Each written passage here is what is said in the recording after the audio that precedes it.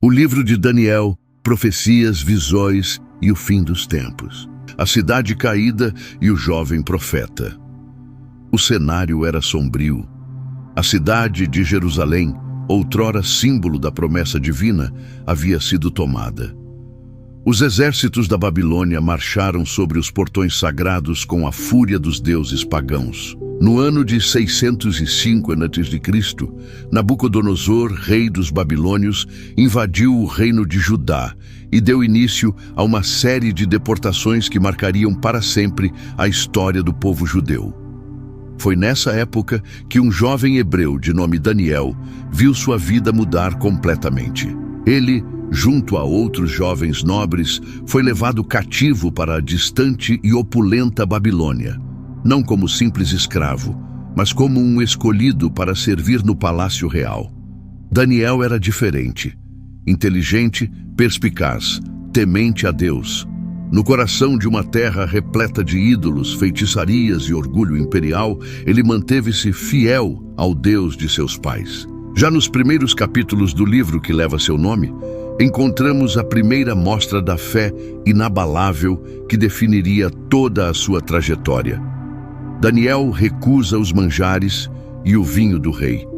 Parece um detalhe pequeno, mas naquele contexto era uma afronta direta ao sistema babilônico. Rejeitar a comida do rei era recusar sua autoridade, sua religião, seu domínio.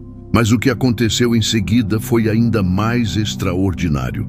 Daniel e seus companheiros, Ananias, Misael e Azarias, ao se alimentarem apenas de legumes e água, mostraram-se mais saudáveis, fortes e sábios do que todos os outros jovens treinados para servir ao rei. O Deus de Israel começava a se manifestar no meio da Babilônia, e Daniel era o canal dessa manifestação. A mensagem era clara. Mesmo em terra estrangeira, Deus não havia abandonado seu povo. E mais do que isso, ele estava prestes a revelar segredos que nenhum homem, nem mesmo os mais poderosos reis, poderia compreender. Foi então que Nabucodonosor teve um sonho perturbador. Nenhum de seus magos, astrólogos ou adivinhos foi capaz de interpretá-lo. Em um acesso de fúria, o rei ordenou a execução de todos os sábios da Babilônia.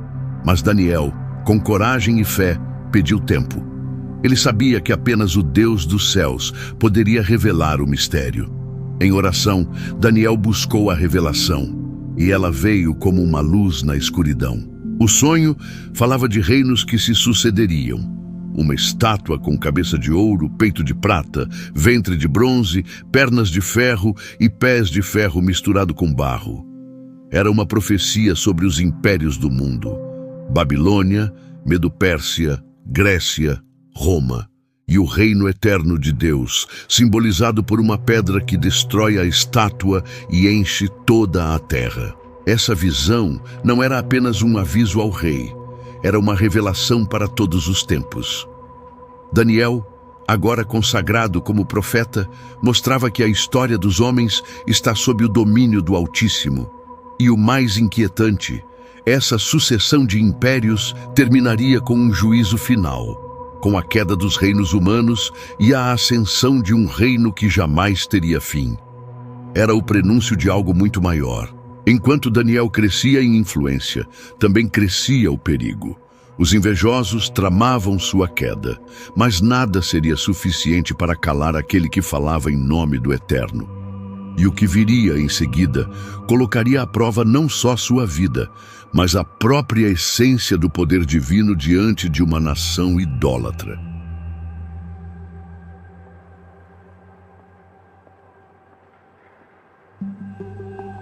A fornalha ardente e os homens inabaláveis. O rei Nabucodonosor, envaidecido por sua própria glória, mandou erguer uma estátua de ouro de 90 côvados de altura. A ordem era simples. Todos deveriam se prostrar e adorá-la ao som da música. A recusa significava a morte na fornalha ardente.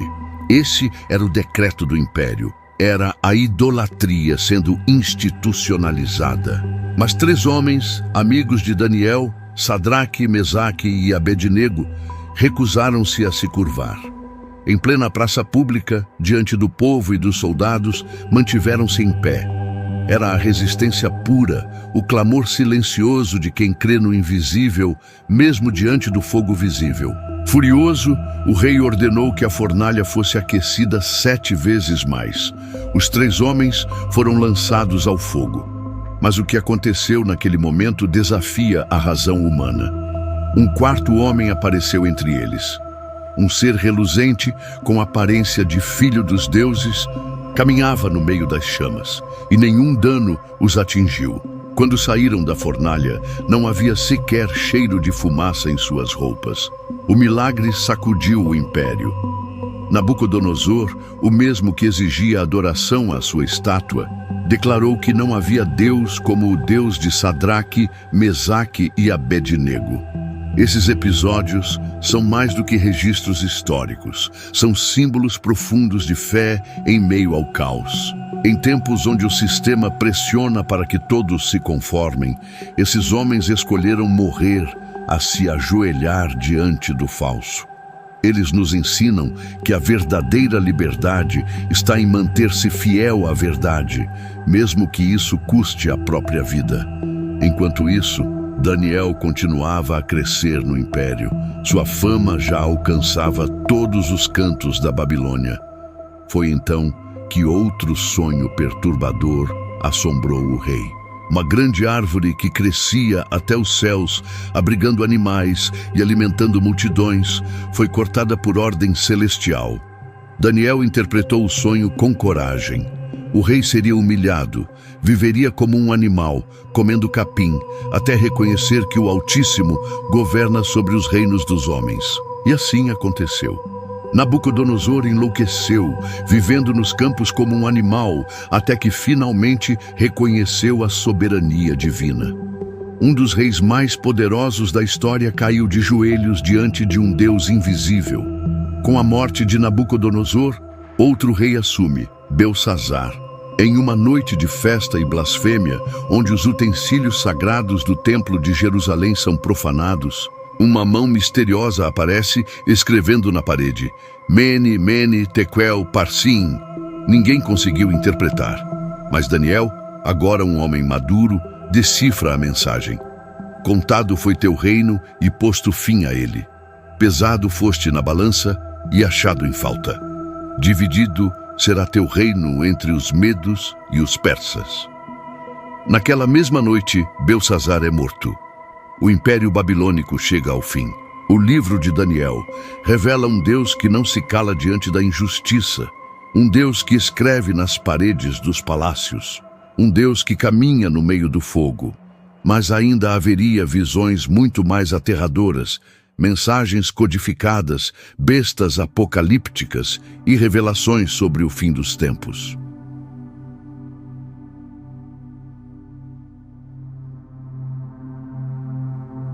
O covil dos leões e a lealdade inabalável. O tempo passou, os impérios mudaram, mas Daniel permaneceu.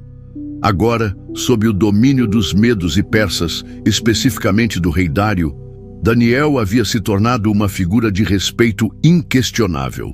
Ele era tão honrado e íntegro que causava inveja entre os outros governadores e sátrapas. E como a corrupção detesta a retidão, seus inimigos arquitetaram um plano para derrubá-lo. Sabiam que não encontrariam falhas em sua administração, então recorreram à sua fé. Eles convenceram o rei a assinar um decreto. Por 30 dias, ninguém poderia orar ou fazer petição a qualquer deus ou homem, exceto ao próprio rei. Uma lei cruel, feita sob medida para capturar Daniel. E ele, fiel como sempre, não se escondeu. 3 vezes ao dia, com as janelas abertas em direção a Jerusalém, ele orava. Sabia do decreto, sabia das consequências, mas não negaria seu Deus. Daniel foi lançado na cova dos leões. A sentença era a morte. O rei Dário, pesaroso, percebeu que havia sido manipulado, mas estava preso às leis irrevogáveis dos medos e persas. Passou a noite em jejum atormentado.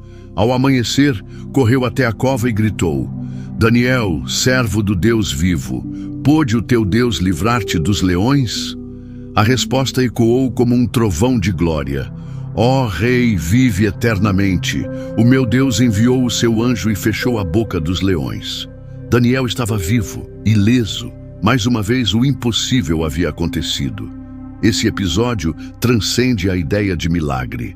É o símbolo supremo da lealdade inquebrantável em meio à perseguição.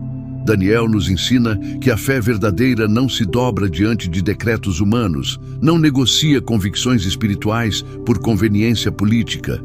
A coragem dele não estava em desafiar o rei, mas em continuar a ser quem ele sempre foi, mesmo sabendo que isso custaria sua vida. O impacto desse milagre ecoou por todo o império. O rei Dário emitiu um novo decreto. Todos deveriam temer e reverenciar o Deus de Daniel. E mais do que isso, exaltou o Senhor como o Deus vivo, que permanece para sempre, cujo reino não será destruído.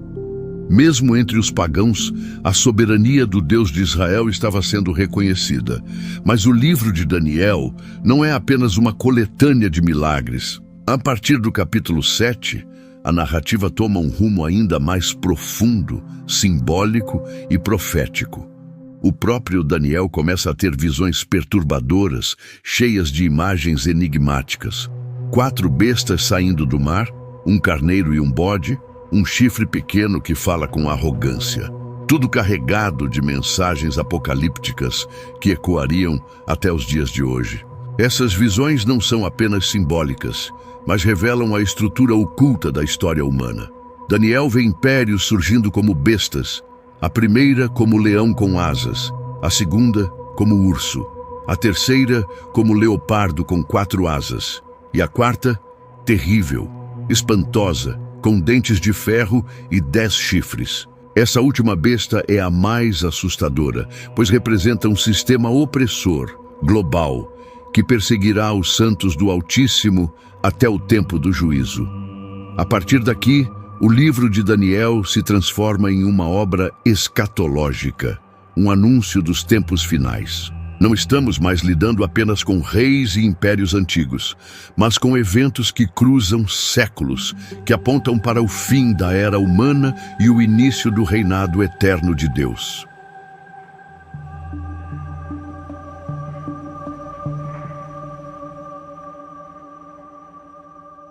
As bestas, o anticristo e a profecia dos finais dias. As visões de Daniel são talvez as mais inquietantes de toda a Bíblia. Não apenas pelo simbolismo denso, mas pelas implicações aterradoras que carregam. Em uma das visões mais icônicas, Daniel vê um tribunal celeste. Tronos são postos e o ancião de dias, uma referência direta a Deus, se assenta. Livros são abertos. As bestas são julgadas. E então surge alguém semelhante a um filho do homem, vindo com as nuvens do céu, que recebe domínio eterno sobre todos os povos, nações e línguas. Essa figura messiânica é amplamente reconhecida como uma antecipação de Jesus Cristo, que frequentemente se autodenominava Filho do Homem. O livro de Daniel, portanto, é mais do que uma profecia judaica. É um anúncio do Messias, de um reino que não terá fim. Mas antes desse reino, Daniel vê a ascensão do mal em sua forma mais destrutiva.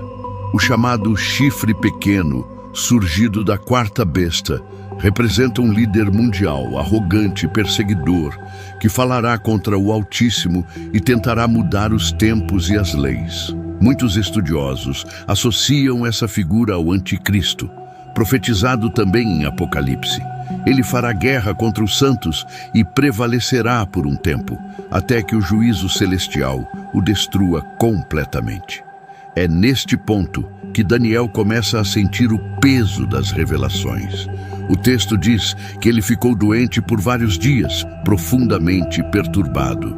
As visões eram tão reais, tão carregadas de sofrimento e dor, que sua alma não conseguiu suportar.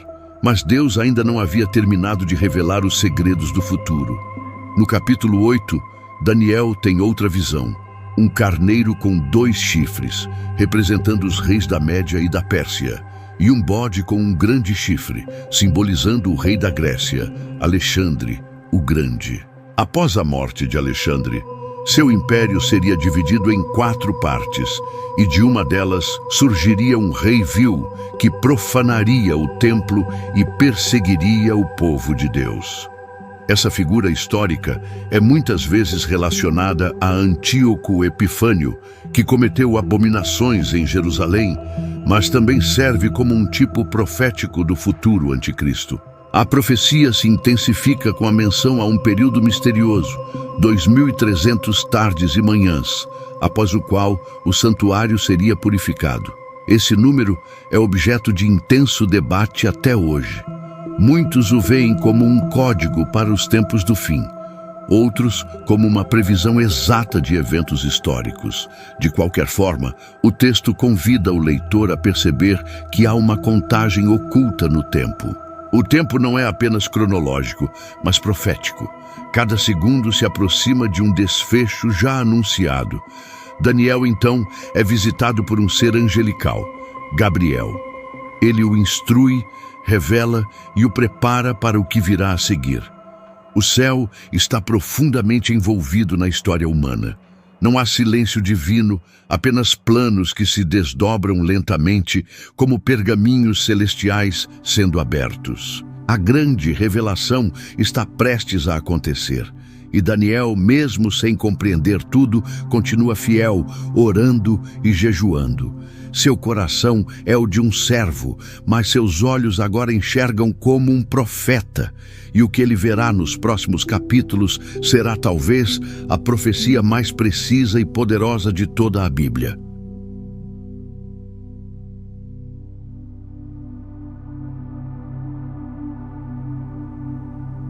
A profecia das 70 semanas e a chegada do Messias. A visão que Daniel recebe no capítulo 9 é considerada uma das mais enigmáticas e ao mesmo tempo detalhadas profecias messiânicas de toda a Escritura. Ao estudar os escritos do profeta Jeremias, Daniel compreende que o cativeiro de Jerusalém duraria 70 anos. Diante disso, ele se coloca em oração, jejum, pano de saco e cinzas, uma postura de quebrantamento que revela seu profundo compromisso com Deus e com seu povo. É nesse momento que o anjo Gabriel aparece novamente, trazendo uma revelação ainda mais profunda, a profecia das 70 semanas. Gabriel anuncia que 70 semanas foram determinadas sobre o povo de Daniel e sobre a cidade santa. Essas semanas não são semanas comuns, mas semanas de anos, ou seja, 70 e 7 490 anos. Durante esse período, ocorreriam eventos fundamentais: o fim da transgressão, a expiação do pecado, a reconciliação da injustiça, a visão e profecia seladas e a unção do Santo dos Santos. A profecia é dividida em 3 partes: 7 semanas, 49 anos, 62 semanas, 434 anos e uma última semana, 7 anos. As primeiras semanas levariam à reconstrução de Jerusalém. Depois viria o Messias, que seria cortado, e então o povo de um príncipe destruiria a cidade e o santuário. A última semana, separada das demais, é considerada por muitos como o tempo do fim, quando surgiria um líder que firmaria uma aliança por 7 anos, mas a quebraria no meio, promovendo a abominação da desolação. Essa sequência cronológica se cumpre com uma precisão impressionante. A chegada de Jesus, sua morte e a destruição de Jerusalém no ano 70 do Cristo estão claramente previstas. Mas a última semana, esse período final de 7 anos, ainda divide teólogos e estudiosos. Muitos acreditam que se refere à Grande Tribulação, um período escatológico de sofrimento e juízo que antecederá a volta de Cristo. A conexão entre Daniel e o livro do Apocalipse é profunda. O próprio Jesus cita Daniel ao falar da abominação da desolação que ocorrerá nos tempos do fim. Há uma continuidade profética entre os 2 livros, como se o que Daniel viu em símbolos, João tivesse visto em detalhes. Ambos apontam para um tempo de juízo, mas também de restauração. A justiça de Deus prevalecerá. Nos capítulos seguintes, Daniel continua a ter visões intensas. Ele vê batalhas entre reis do norte e do sul, representações proféticas dos conflitos entre o Império Seleucida e o egípcio. Mas as figuras vão além da história passada. Elas simbolizam lutas espirituais, opressões que se repetem ao longo das eras. Daniel percebe que a batalha não é apenas geopolítica, mas cósmica. Há anjos e principados por trás dos reinos humanos.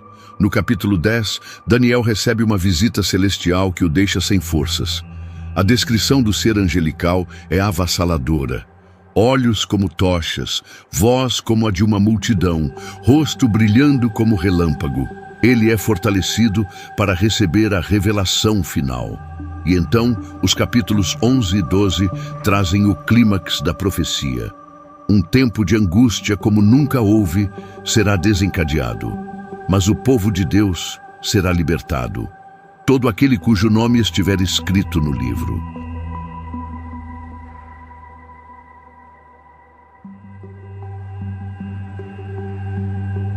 O tempo do fim, o juízo e a glória eterna. No último capítulo do livro de Daniel, somos conduzidos a uma visão do fim dos tempos que ecoa como um trovão nas páginas da eternidade. O anjo Miguel, príncipe protetor de Israel, se levantará em um tempo de angústia sem precedentes. Haverá um juízo.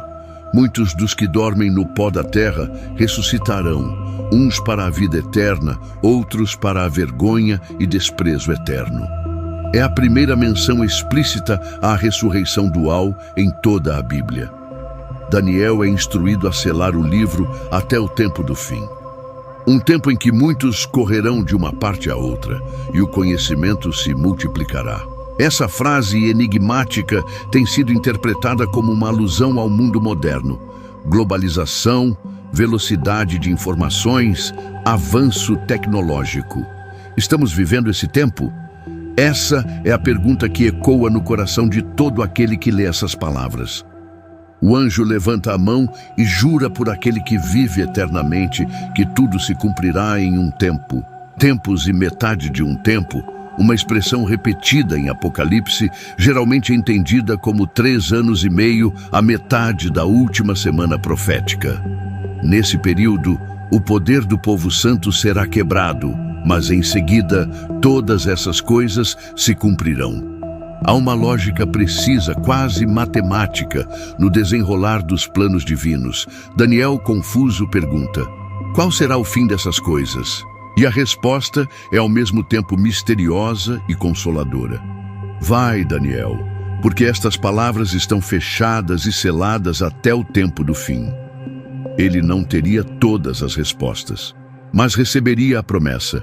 Tu, porém, vai até o fim. Descansarás e te levantarás para receber a tua herança no fim dos dias. O que o livro de Daniel nos mostra não é apenas o futuro. É a certeza de que a história está sendo escrita por mãos divinas, que o caos aparente do mundo é na verdade parte de um plano muito maior, que impérios surgem e caem, mas o reino de Deus permanece, que aqueles que forem sábios brilharão como o fulgor do firmamento, e os que conduzirem muitos à justiça, como as estrelas, para todo o sempre. A mensagem final é clara. Vivemos em um tempo entre reinos. O mundo está à beira de um fim profetizado há milênios. As bestas se agitam, o sistema se arma, a perseguição se intensifica. Mas para os que confiam em Deus, a esperança é mais forte do que o medo. O livro de Daniel nos convida a viver com olhos espirituais abertos, atentos aos sinais, firmes na fé.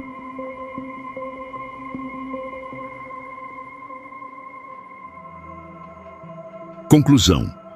O livro de Daniel não é apenas uma profecia, é um espelho da nossa realidade. Vivemos tempos em que o certo é chamado de errado e a verdade perseguida. Tempos em que muitos se curvam às estátuas do sistema, seja por medo, conveniência ou ignorância. Mas o chamado de Daniel ecoa: permaneça firme, não se corrompa, não negocie sua fé. Suas visões nos alertam para um futuro iminente, mas também nos mostram que Deus nunca perde o controle. Ele reina sobre os tempos, sobre os impérios, sobre a história, e Ele está do lado daqueles que permanecem fiéis. Daniel foi lançado aos leões, mas saiu ileso. Seus amigos foram ao fogo, mas não se queimaram. O mesmo Deus ainda está conosco. A moral da história é clara. A fidelidade é o maior escudo. A profecia é real. O tempo está correndo e cada escolha que fazemos nos alinha com o reino de Deus ou contra ele. O livro de Daniel é uma bússola para tempos sombrios, uma luz em meio à escuridão.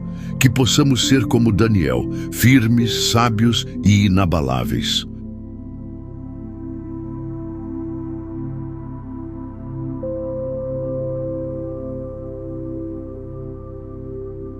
Obrigado por assistir esse vídeo. Pedimos que se inscreva em nosso canal e curta esse vídeo. Ative também o sininho das notificações para ser avisado sobre nossas postagens. Até o próximo vídeo.